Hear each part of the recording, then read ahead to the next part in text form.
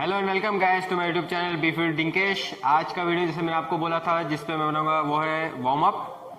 So start करते हैं। सबसे पहले वार्म अप क्या होता है? वार्म अप होता है एक्टिव एंड पैसिव मूवमेंट्स और स्ट्रेचेज, आप उसको बोल सकते हैं जैसा आपको बोलना है। And active and passive movements in the sense जब आप कोई मूवमेंट करते हो, ओके जैसे मैं बाइसेप्स का मूवमेंट कर रहा हूँ, तो जैसे मैं इसको ऊपर लेता हूँ बिकम्स एक्टिव। ओके जैसे मैं इसको मूवमेंट कर रहा हूँ, ये मूवमेंट में आया। Okay now this is passive. समझ गए आप इतना? एक्टिव एंड पैसिव, चाहे आप कोई भी चीज में कर रहे हो, चाहे लेग में कर रहे हो, चाहे बैंड में कर रहे हो। तो मैं आपको अभी वार्म की एक्सरसाइजेस बताऊंगा और आप लोग क्या गलती करते हो वार्म स्टार्ट करने से पहले।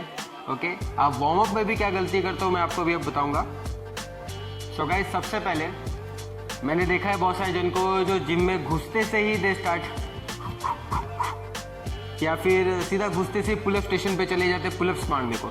ओके उन लोग पुलअप्स को भी वार्म अप सेशन में इंक्लूड कर लेते हैं। सबसे पहली बात मैं आपको बताना चाहूँगा, आपका जो वार्म अप है ओके उसको आपको सबसे ज़्यादा टाइम देना है। आप जितना टाइम वर्कआउट को देते हो, एक एक सेट को देते हो, बट एक जो वार्म अप होता है उसको आपको सबसे ज़्यादा टाइम देना है, उसको आराम से करना है। ओके आपको ईच एंड एवरी मसल को वार्म करना है, ईच एंड एवरी जॉइंट्स को पहले रेडी करना है कोई भी एक्टिविटी करने से पहले। ओके सो सबसे पहले आप आओगे जिम में, आप जो भी आप you will start doing this marching, up and down March. Okay इसके साथ में हैंड मूवमेंट भी कर सकते हैं। सबसे पहले आपको ये करना है आराम से 1 मिनट 1.5 मिनट। ओके घाई नहीं करनी है, जल्दी नहीं करना है। Okay then you can start with leg curling. Okay leg curling के साथ आप इंक्लूड कर सकते हो ये मूवमेंट। अभी हाँ, लोगों को मैंने ये मूवमेंट में वार्म अप में गलती करते हुए क्या देखा है कि वो आते हैं and they start doing this. ये नहीं करना है। ओके इससे आपके जॉइंट में आपको स्टार्टिंग में प्रॉब्लम हो सकती है, कोई स्ट्रेन आ सकता है, कोई मसल पुल हो सकता है, क्योंकि आप कूल डाउन हो, आपको पहले अच्छे से वार्म होना पड़ेगा। हाँ किसी किसी को मैंने देखा है वो वार्म अप भी डंबल के साथ करते हैं, मतलब वेट के साथ करते हैं। वेट के साथ वार्म अप बाद में करो। ओके जैसे अभी आपने जो मूवमेंट्स कर लिए उसके बाद आप लाइट वेट पे जाइए और उससे फिर वार्म अप करिए। तो जैसे मैंने कहाँ पे था मैं, हाँ यहाँ ये मूवमेंट। तो आपने लेग कर्लिंग के साथ ये किया, then you can do this. अब ध्यान रखिए आपको each and every joints, each and every muscle को वार्म करना है, ना कि एक पर्टिकुलर पार्ट। जैसे आप चेस्ट कर रहे हो तो आप सिर्फ ये करके पुशअप स्टार्ट मत करो। Okay each and every body, each and every part, each and every muscles. Okay then hand rotation, forward and reverse, then we have hip rotation,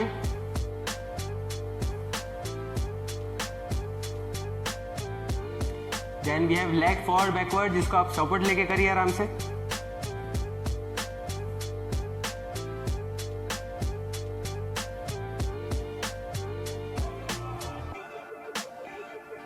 इसमें आप साइडवेज करिए।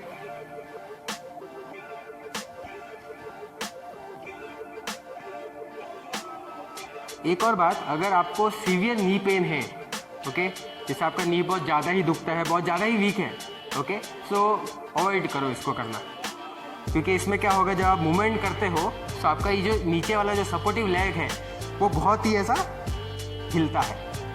ओके और हो सकता है आप साइड से देखिए, जब मैं लेग आगे पीछे करूँगा तो ये हाइपर एक्सटेंड होता है। ओके ये नॉर्मल रहना चाहिए, बट जब हम आगे पीछे करते हैं तो हाइपर एक्सटेंड होकर आपको और पेन दे सकता है। तो इसका छोटी छोटी चीज़ों का आप बहुत ध्यान रखिए। सो अभी हमने लेग का बताया, मैंने लेग का कंप्लीट किया अभी, जैसे मैंने आपको बताया नी इंजरी है तो संभाल के। देन अभी बहुत जन कंप्लेंट करते हैं कि एक्सेस की वजह से मुझे जॉइंट प्रॉब्लम हो गया, कोई मैंने ज़्यादा एक्सेस वेट उठा लिया या गलत मूवमेंट हो गया। ज़रूरी नहीं है कि आपको एक्सरसाइज में ही तकलीफ हो। ओके आप वार्म अप एक्टिविटी कभी कभी ऐसी ख़राब कर देते हैं जो ज़्यादा लोड एक साथ में अपने जॉइंट पे दे देते हो या फिर एकदम मसल पे दे देते हो, तो इससे आपको कोई भी इंजरी हो सकती है। तो बराबर ध्यान देना।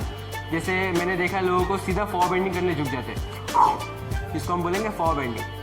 तो ये जो स्टेप करते हैं ना वो ये सबसे गलत करते हैं। जैसे मैंने अभी किया हिप रोटेशन, तो पहले अपने जॉइंट्स को एक्टिव करो। सारे अपने हर एक जॉइंट्स को एक्टिव करो, अपनी नेक को, अपने मसल्स को, कि वो स्ट्रेन उठा पाए, वो वेट उठा पाए। आप सीधे जाके उस पर लोड दोगे तो वो आपको तकलीफ देगा। तो जैसे अभी आपने हिप रोटेशन वगैरह किया, उसके बाद आप जा सकते हो फॉर बेंडिंग पे। फॉर बेंडिंग आपको ध्यान देना कि आप नीचे आते वक्त एक्सेल करोगे, ऊपर आते वक्त इनहेल करोगे। ओके,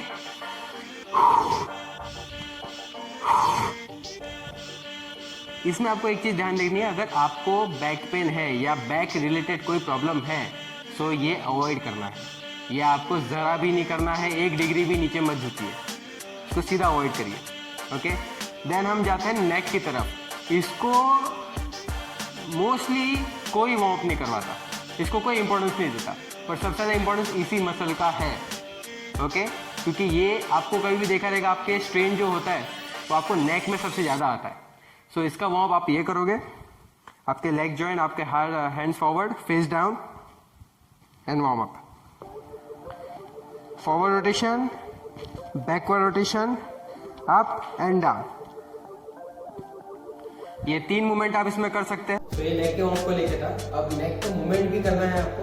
तो सबसे पहले आप अप डाउन एंड रेज, तो ये सब चीजों पे आपको ध्यान देना है। ये सब छोटी छोटी चीजें हैं जो आपको इंजरी होने से बचा सकती है। ओके, मैं आपको एक एक माइन्यूट डिटेल्स आपको बताऊंगा ताकि कोई भी तकलीफ आपको ना हो, ना किसी कोई मूवमेंट बता के चले जाओगे कि हाँ ये आप वार्म अप कर लो। क्या होता है, कैसे होता है, वो आपका जानना बहुत जरूरी है। ओके, अब हम स्टार्ट करते हैं मेन वार्म अप से। Main warm up in the sense, ये जो मैंने आपको बताया, ये जो बेसिक मूवमेंट्स है हमारे बॉडी जॉइंट्स को एक्टिव करने के। Okay, then we have shoulder rotation, up and down, okay, hands up and down, hand rotation, ये जो मैंने आपको बताया ये सब बेसिक वार्म। अभी आप अगर चेस्ट मसल आज करने जा रहे हो या बैक का वार्म करने जा रहे हो, तो वो पर्टिकुलर मसल पे अभी आपको फोकस करना है। तो then we have fly press for chest, आप ये करिए, क्रॉस में करिए, एल्बो से। ओके, तो चेस्ट आता है पुशिंग ग्रुप एक्टिविटी में। पुशिंग ग्रुप एक्टिविटी मतलब जो मसल्स यूज होते हैं पुश करने के लिए। ओके, तो ऐसा नहीं कि आप सिर्फ चेस्ट करने जा रहे हो तो सिर्फ चेस्ट का वार्म अप कर लिया and you are ready to go. No, आपको वो हर एक मसल का वार्म अप करना है जो पुशिंग ग्रुप में आएगा। जैसे ट्राइसेप्स आया, तो आप चेस्ट का वार्म अप कर रहे हो तो आपको ट्राइसेप्स का भी साथ में करना है। Okay, triceps and biceps. अब बोलोगे बाइसेप्स पुशिंग ग्रुप में नहीं आता, it's not about pushing group now, it's about elbow.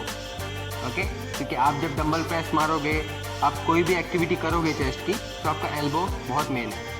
Okay, now back, जब आप बैक का वार्म अप करते हो, जैसे मैंने आपको फॉर बेंडिंग बताया, ये एक बैक का वार्म अप ही है, बट अगर आपको बैक प्रॉब्लम है तो ये नहीं करना है आपको, तो आप सिंपली वॉल पे जाके ये आप कर सकते हैं हल्का हल्का। Then we have this, then up and down. जैसे आप लेग पुल डाउन का वर्कआउट करते हो, वैसे आपको इसमें एक्टिविटी दिखानी है, up and down.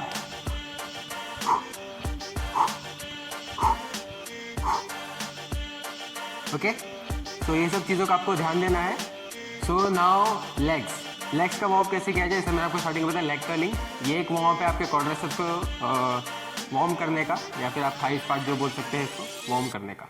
Okay, then we have calf extension, ये भी वार्म अप में आप डाल सकते हैं।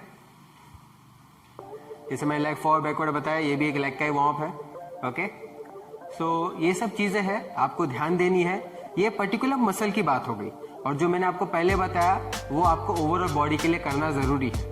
तो गाइस, मैंने आज आपको जो इतनी डिटेल्स दी है एक वार्म अप के ऊपर, मैंने आपको जो इतना समझाया है वो मैंने इसलिए समझाया है, इतना एक एक माइन्यूट चीज़ें, ताकि आप खुद से अपना एक वार्म अप डिज़ाइन कर सकें। ओके, जैसे आप कोई एक्टिविटी करने जा रहे हो, सो अगर आपको फील होता है कि हाँ मुझे ये जॉइंट या ये मसल का ज़्यादा यूज़ होने वाला है आज, तो आप उस खुद से अपना एक वार्म अप डिज़ाइन कर सकते हो, खुद से वो मसल या जॉइंट को वार्म अप कर सकते हो। जैसे अगर आप कभी भागने जा रहे हो ज़्यादा, you are going in marathon, participate कर रहे हो मैराथन में, सो अपने लेग को आप वार्म अप कर सकते हो, क्योंकि इसमें आपको इसकी ज़्यादा ज़रूरत हैगी।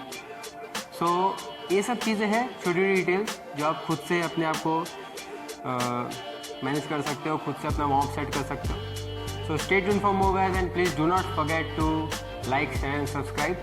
Okay, stay fit, stay healthy. Bye.